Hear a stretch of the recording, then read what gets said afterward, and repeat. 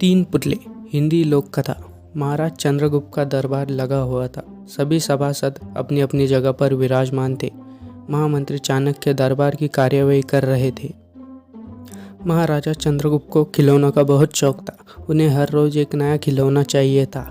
आज भी महाराज के पूछने पर कि क्या नया है, पता चला कि एक सौदागर आया है और कुछ नए खिलौने लाया है। सौदागर का ये दावा है कि महाराज किसी ने भी आज तक ऐसे खिलौने न कभी देखे हैं और न कभी देखेगा। सुनकर महाराज ने सौदागर को बुलाने की आज्ञा दी।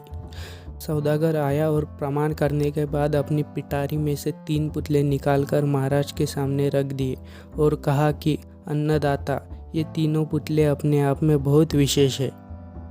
देखने में भले एक जैसे लगते हैं मगर वास्तव में बहुत निराले हैं। पहले पुतले का मूल्य 1 लाख मोहरे है, दूसरे का मूल्य 1000 मोहरे है और तीसरे पुतले का मूल्य केवल 1 मोहरा है। सम्राट ने तीनों पुतलों को बड़े ध्यान से देखा। देखने में कोई अंतर नहीं लगा, फिर मूल्य में इतना अंतर क्यों? इस प्रश्न ने चंद्रगुप्त को बहुत परेशान कर दिया। हार के उसने सभासदों को पुतले दिए और कहा कि इनमें क्या अंतर है, मुझे बताओ। सभासदों ने तीनों पुतलों को घुमा फिराकर सब तरफ से देखा मगर किसी को भी इस गुप्ती का सुलझाने का जवाब नहीं मिला। चंद्रगुप्त ने जब देखा कि सब चुप है तो उसने वही प्रश्न अपने गुरु और महामंत्री चाणक्य से पूछा। चाणक्य ने पुतलों को बहुत ध्यान से देखा और दरबार को 3 के लाने की आज्ञा दी। 3 के आने पर चाणक्य ने पहले पुत्र के कान में तिनका डाला। सबने देखा कि तिनका सीधा पेट में चला गया। थोड़ी देर बाद पुतले के होंठ हिलकर फिर बंद हो गए। अब चाणक्य ने अगला तिनका दूसरे पुतले के कान में डाला।